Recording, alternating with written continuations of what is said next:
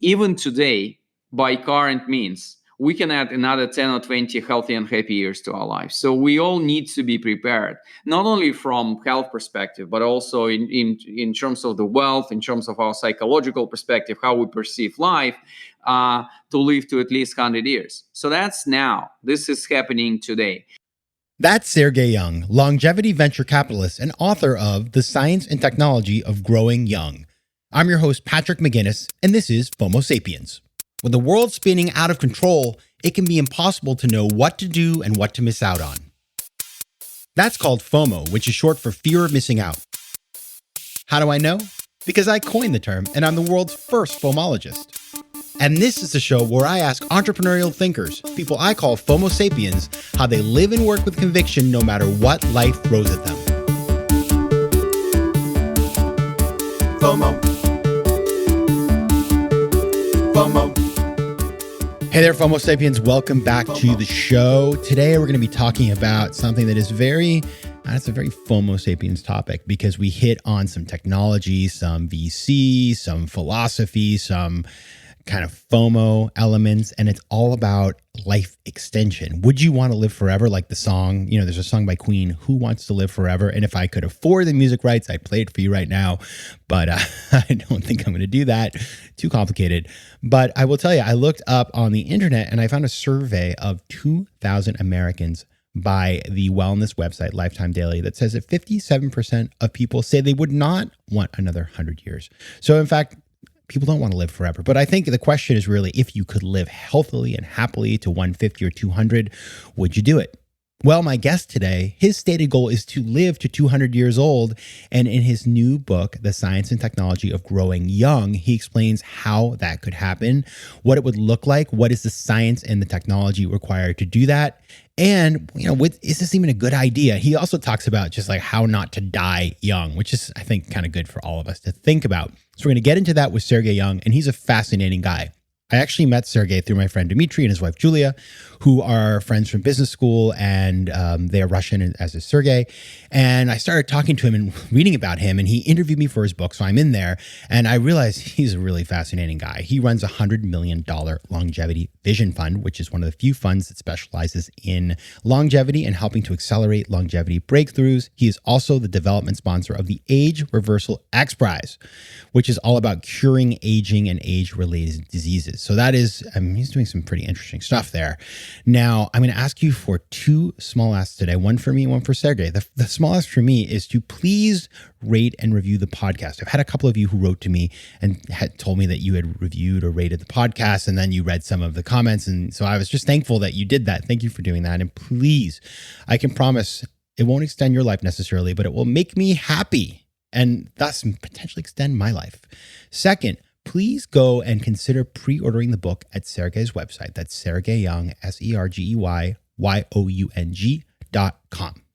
All right, let's move on to the interview. So when I first met Sergey, we had a really nice chat. He was in Moscow, I was in New York. This is like deep pandemic. We did it on Zoom, obviously, but he's just such a positive guy. He just exudes sort of goodness. And so we really hit it off. And then we finally got together a little while ago in New York, and he was staying at this beautiful hotel that we had lunch at. And we just had this really good conversation. And in it, he revealed to me, actually, that he had changed his name. His original last name is not Young, but it's sort of like a name he has developed, which goes really well, obviously, with what he does for a living.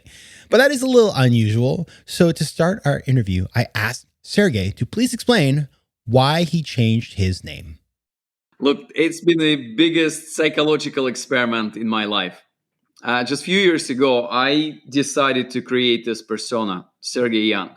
My name is Sergey, but I have a Russian family name. And it was so difficult to do business and promote longevity and digital healthcare, specifically in the US, because once you start this whole Russian thing, the conversation always go into political direction. And this is what I wanted to avoid. I wanted people to concentrate on like good things, like making the world a better place, bringing affordable and accessible version of healthcare to all the countries that we can have an impact on. And so I decided, I literally, I think I was on Tony Robbins' seminar, and Tony, with his voice, was saying, "I've created this Tony Robbins guy." Oh, so I Googled him. So apparently his family name was different. And I thought, okay, if Tony can do that, I can do this as well. And I can tell you, Patrick, it was the biggest transformation in my life. So first 15, 20 minutes of every conversation, it is about longevity. It is about future. It is about things that we can do in healthcare or with the world overall, rather than discussing, all this political disconnect that Russia or some other countries have in the world. So it's an experiment. It's actually a trademark that I'm using for all my longevity projects. That's awesome. I mean, it's one of these things that if you are not getting the results you need in the conversation, why not? I mean, like actors change their names all the time. You hear all the, like, Natalie Portman's name was like Natalie Hirschlag, I think, or something like that. Doesn't really roll off the tongue. So now she changed it. So Sergey, we're going to talk a lot about extending human life today. This is what your new book is about. This is what your work is about, which is, I'm going to be honest with you, like having, I don't know. I mean, I try to be healthy. I never think about extending human life. You do all the time. So why have you devoted your career to this objective? Okay. Few things. One, unfortunate reality, but as humans, is that we start to develop interest to our own health and the quality of our life and our years only after we got a wake-up call. And for some people, it's been the COVID, and obviously it was a huge wake-up call for our healthcare system and for all of us. For some of the people, and I do think it's 70 to 80% of people around me, it's significant deterioration of your own health or the health of the people you love. So that was the case with me. My father got lung cancer back in 2005. He survived, but it took us a lot of money and a lot of emotions and effort and a lot of things in the family to fix to go through this. And he's still having a problem with the quality of his life. So it was like the biggest wake-up call for me. And the second one was very typical for average American or any person from developed country. I had a high cholesterol level, and I had two options. One was to take statins for the rest of my life. And at this point of time, I thought it was just another 40 years that I need to take medication every day. And the second option was to make a change. And I thought if I can make a change, on my own for my own health, I can actually share it with the world. And it was so successful. In the course of 6 months, I basically became like a completely different man in terms of my physical and mental health. And I thought, if this is so easy, I can obviously influence other people to change their life. And then whether we're working on longevity or fighting age-related diseases or extending human life, I think we're all talking about adding more high-quality years to our lives when we are at the state when we are healthy and happy and we can realize our dreams. Yeah. So for everybody listening, this is sort of your wake-up call. I mean, I think we've all had those moments, and we've talked about this on the show a bunch, like those life moments where it's just like, whoa, you get sick or something bad happens, and the universe gives you an opportunity to pay attention, and you may choose to do that or not. But your point is well taken. Now, all that said, you do have, I mean, the book, it has sort of this, like, these kind of headlines out there, and you talk about this idea of the longevity revolution and the idea of the near horizontal longevity, which is to live to 150. And then the sort of the far horizon, which is to live to 200 years old, which we'll get into later, like whether I want to do that or you want to do that. But just from a tech perspective, like, and from a doability perspective, people are talking about being able to do this in the next, 10, 20, 30 years, extend human life. Is that like, why is that I just help me to believe that that's possible, and what is the tech that we need to get there? Yeah. So basically, what has happened, we doubled our average lifespan on Earth in the last 100 years, and actually we never had a proper consultation whether we should do it or not. This has just happened. So and right now, if you look at developed world, we an average lifespan is somewhere around 80 years. So this is how far we went in terms of doubling that in the last century or so.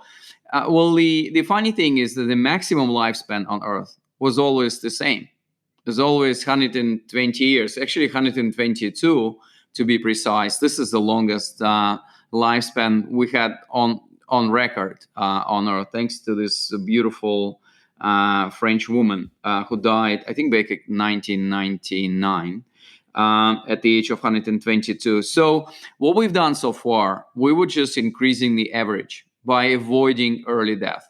That's exactly the modus operandi, exactly the model how we influence that. And well, that's why. And we will continue to fight age-related diseases like diabetes, cancer, heart disease, neurodegenerative diseases. These are like 80% of death happening after the age of 50. And the average lifespan and health span on Earth will continue to increase. So even today, by current means, we can add another 10 or 20 healthy and happy years to our lives. So we all need to be prepared, not only from health perspective, but also in terms of the wealth, in terms of our psychological perspective, how we perceive life, to live to at least 100 years. So that's now. This is happening today. In other words, so like, as long as we don't die, as long as we have good medical care, we're like, we take care of ourselves. Like, we already know people can live to 120. So it's like, if we just keep people from dying from all the stuff they die from, we're extending human life. And then to take it from 120 to 150, what's the secret there? Human body and mind and our health is such a complex thing that it's extremely unlikely it's just going to be one solution. It's going to be more than one. So near horizon of longevity innovation, these are technologies and breakthroughs in science which going to be available to us in the next 5, 10, 15 years. And this is where we invest through Longevity Vision Fund. This is where a lot of people in the sector, in the industry, trying to make breakthroughs, either from technological or scientific point of view. When people ask me, what is the most promising technologies, right, or fields of medicine, which are going to be disrupted and will give us an opportunity to break this barrier, I'm actually, there's a lot of things happening, but I'm super optimistic about 3 things. Number one, it's about gene editing and gene therapy. 20 years ago, we were struggling to sequence human genome. It was $3 billion exercise. Right now, you can do a significant part of it, like the most relevant part of it, in just for a couple of $100. And last year, so many countries and scientists on Earth has been able to sequence genome of COVID-19 virus. And it was just a matter of hours and days. And that's why, like, I've just read an article, Moderna vaccine has been developed in the course of 2 days. So that's like a pace of innovation. And again, 20 years ago, there was dangerous experiments in terms of gene editing using CRISPR technologies. Is the first and one of the oldest one, like scissors which modify our DNA. And it was available for a handful of people, literally, who were really in the verge of dying. So they had nothing to lose on this earth. Right now, if you look at COVID vaccines, majority of them are gene therapies, right? Mm-hmm. Like including Moderna one, mm-hmm.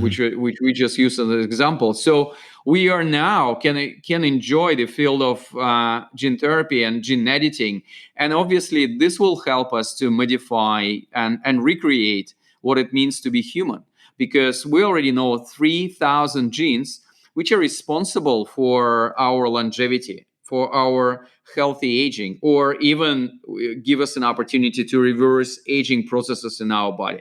So that's number one. Number two is about organ regeneration. think about old car metaphor. We can extend resource of the old car almost endlessly if we will be able to change certain spare parts or even replace the engine. So this will happen with human body and actually with human minds, but that's a separate far horizon of longevity question. And as Aubrey de Grey, one of the founders of the current science about gerontology and fighting age-related diseases, Aubrey always say that we would need to solve this problem. We would need to change the view on the human body from biological perspective to more engineering perspective. So our ability to replace organs is very close. In fact, I'm always bringing an example from our portfolio. It's a company called McGinnis. They based in Pittsburgh, and they've developed science and technology for us to be able to regrow new organs inside our own body. It's actually in our lymph nodes. So you don't have to do a transplant. It just, you simply regrow it. Yeah. So on transplant top of is itself. like super expensive. It's 600 to 800,000 for liver. I'm talking about liver transplant. Sure. A lot of people die waiting for liver or heart donor to be available for them. And it's just, and in probably in majority of cases, you have certain autoimmune rejection reaction. Your body thinks it's a foreign organ. It is foreign organ. So the success rate is not super high. So what they do in Genesis, they split donor liver in 50 to 70 pieces. They use very simple laparoscopic surgery to put it inside your lymph node. And then your body, in the course of 3 to 6 months, regrowing like liver B in your body, which is able to support your dysfunctioning liver. And that's amazing. And when we invested, I think it was 2 years ago, I thought it's a sci-fi. They just got FDA approval to start human trials, and they successfully recruiting patients for these human trials. And they start fourth quarter this year. So this is not sci-fi. And it's going to be more and more opportunities and a lot of amazing entrepreneurs trying to disrupt this whole place and space of organ regeneration and organ replacement. And third one, I do think that in 5 to 10 years from now, we will have longevity in the pill.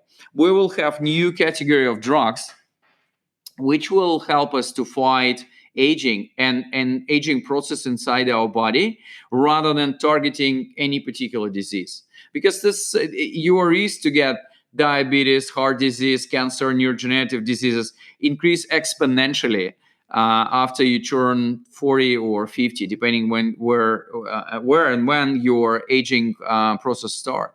And this is happening. We do have a few candidates today.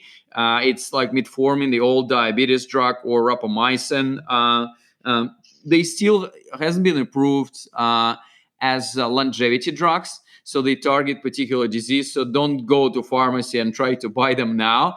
Consult with your doctor or wait just 5 to 7 years until they will go through human trials for particular indication of fighting age-related diseases and decreasing mortality from them. And then we will be able to enjoy longevity in the pill. And also bring in artificial intelligence to disrupt and compress this whole drug development cycle, which is like in US, for the average drug, it takes 12 years to develop it. And it takes $2.6 billion to develop it simply because of the higher failure rate.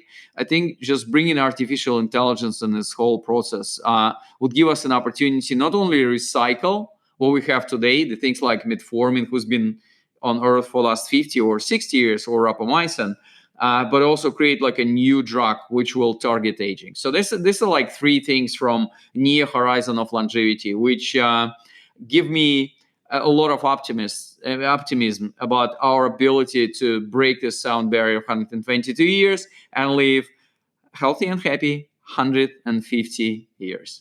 Tell me something. So I'll buy into this. Gene editing, you have longevity in a pill, you have organ regeneration. Okay, sounds good. So are there people like I always heard these rumors that like celebrities or like the Elon Musky type people, like these people who have a lot of money, power, whatever connections. Yeah. They have stuff that they're doing, whether it's like human growth hormone or whatever that is. Is there already? I mean, are the wealthiest, most powerful people on the earth already using these kinds of things, or is this something that we're all going to kind of come to together?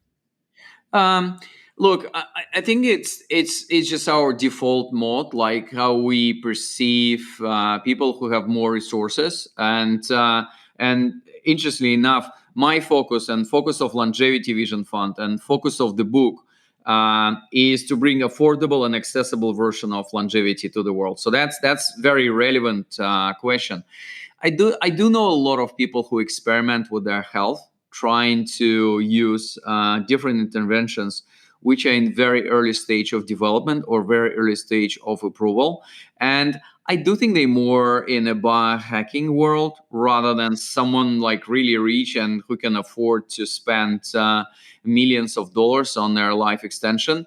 Because what is happening, if you are happy to experiment, you're not taking all the upside. You're also taking all of the risks. And I've seen so many cases when something is like really promising, but then in few years time, apparently it has like it increase your cancer risks, so like a side effect. So when people do that, I don't think I've seen this only in kind of rich category.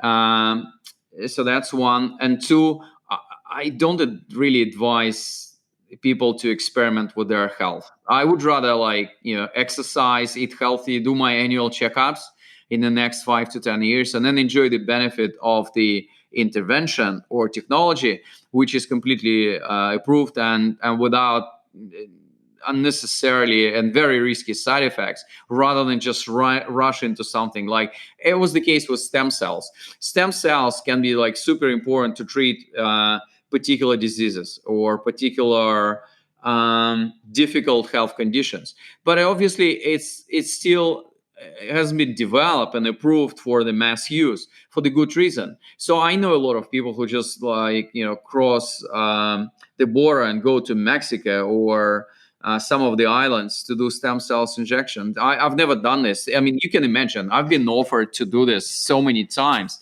but Take me with you. We'll do it together. yeah, Just kidding. yeah. I just thought that there's so many things that we can do with our health today without taking unnecessary risk. And it's actually advice of some of the chapters of my book, which is it's super promising. Wait a little bit. We're talking about very precious thing, which is our health and our life. Don't experiment.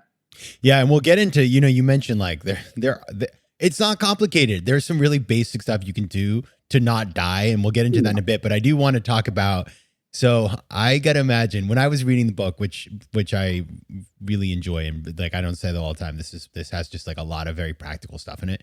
But it's also it's what my friend Anastasia Seabohm says is future gazing. That's her FOMO. She invented that concept, which is the idea of looking into the future.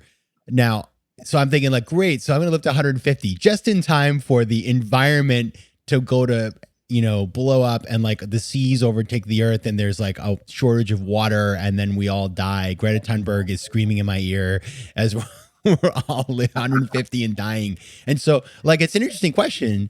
Just like I have zero FOMO about living in a world where the environment is like consuming the earth and we're all dying like horrible, tragic deaths. So like, how do you square that with this longevity? I mean, is the solution just that like, well, in the same way that technology is going to fix human longevity, it's also going to fix the earth? Or how do you kind of think that through? Yeah. Well, that's the biggest problem. And I know a lot of people who actually don't like the idea of extending our health span and lifespan. Depending on the country, it's 60 to 75% of people actually would hate the idea of life extension, and for the good reason. And as I always say, we have created the science and technology of extending our life, but we haven't created life that we want to extend. So, and I just done a TEDx talk called Morality of Immortality. And my point is we need to solve enormous amount of ethical problems about the future and about the version of the world that we created before we can embrace the science and technology of living radically longer. And that's a big problem. Like Sergey Young or anyone else couldn't really solve it on his or her own. So that's actually the opportunity for us to start a conversation, like what will happen in the future when we all will live radically longer. What I do know, it's going to be completely different relationship with Mother Nature and with the environment. We would need to take back responsibility and live with the consequences of our own actions uh, in environmental field. We would need to rethink our life, because right now our life stages are pretty much set up. But if we're going to be living longer, like what will happen with our marriage, or what will happen with our career, what will happen with our life? What's the definition of life? Can it be several beautiful mini lives? How are we going to go about multi-generational pool, or as investor I said, like portfolio of kids? How are we going to sort it out? And there's so many things that we need to sort. And I'm specifically concerned about environment. I'm less concerned about resources or the food. 40 or 45% of the food today in the US goes to waste from supermarkets or from the restaurant. So I do think that we have abundance of food, energy, and resources now. We just need to be mindful of what is happening in the waste, and how we optimize the use of these resources. But I'm more concerned about morality of this whole thing. And like my the most interesting problem for me is like us living longer in the future, whether we're going to be immortal or living radically longer. It's going to be making decision every 5 to 10 years to extend our lifespan. And if you say no, today in the current society, it's considered as playing God or suicide, and it's actually blamed as suicide. Or even with that, even if this is going to be acceptable in society, like, will I have the bravery to make this decision? I don't know. So my takeaways is in 20 years from now, the biggest obstacles for us living longer is not going to be science, not going to be technology. It's going to be ethics of today's world. I just think about, what you just said there. I just want to repeat it because I thought it was really important, which is that it's not about, do we want to extend life? It's about how do we create a life that we want to extend? And I think about one of my favorite books when I was a kid, which I don't know if you've read, Sergey, but it's called Tuck Everlasting. Do you know this book, Really? Tuck Everlasting? Yes. Oh, man, it's a movie Yes. too. If you want to cry, turn that one on. I watched it on a plane, and people were turning around because I don't know. I cry on planes. I think we all do. But anyway, it's a kid's book, and it's about these people who live forever. And, it's not that great because they're like, this is a little boring. Everybody we know dies, and we're the only ones living. So it's just an interesting question about how do you create a society that, because like, okay, if you're living in abject poverty somewhere, and you don't have opportunity, you're oppressed, or, all the things that people have to deal with. It's like, okay, do I want another 100 years of this? Probably not. I'm good. So it's a very interesting question. Now, I just want to wrap up here with some really practical tips. And what I want to ask from you is, you mentioned I just love this. It's so simple. In the upfront of the book, you say the best way to extend life is to not die early, which is, it's such an obvious point, but it's a great point. And so number one, I want us to tell just like 3 simple things that all of us can do to not die. And then the other thing is, what is one thing that we all think we should be doing that's completely urban legend that we don't need to do?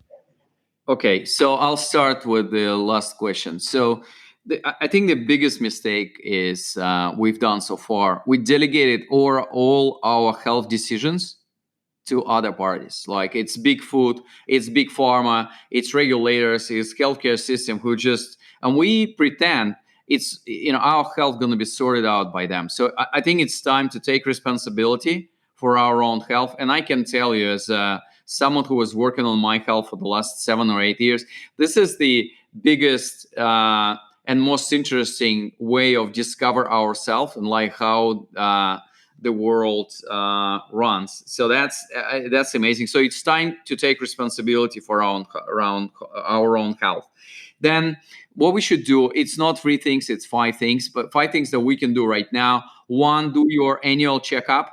This is very important. You'll decrease the chances of early death by 5 to 10 times. Just your most important day every year is not the date of your birth, but date of your annual checkup. So that's 1. Second, don't do stupid things like don't smoke. This is minus 10 years from your life. I'm talking about tobacco smoking. Don't take unnecessary risks. Number 3 is about diet. It should be as plant-based as possible. You need to decrease the calories that you take in by 15 to 25%. It's almost guaranteed you're going to be extending your health span and lifespan by another 3 to 5 years. Obviously, you take away, all the sugar drinks. It's water, it's herbal tea, it's coffee, and a glass of wine once a week or so. Number 4 is about physical activity. You don't need to run a marathon. Just take your wearable, which will actually become your personalized healthcare device, and it literally a couple of years from now, and measure 10,000 steps a day. And number 5 is about peace of mind. It's about mental health. It's about meditating, sleeping well. My rule is 8 hours in the bed, 7 hours of sleep, and sharing the best of you with the world. Because people with sense of purpose tend to live longer, healthier, and happier lives.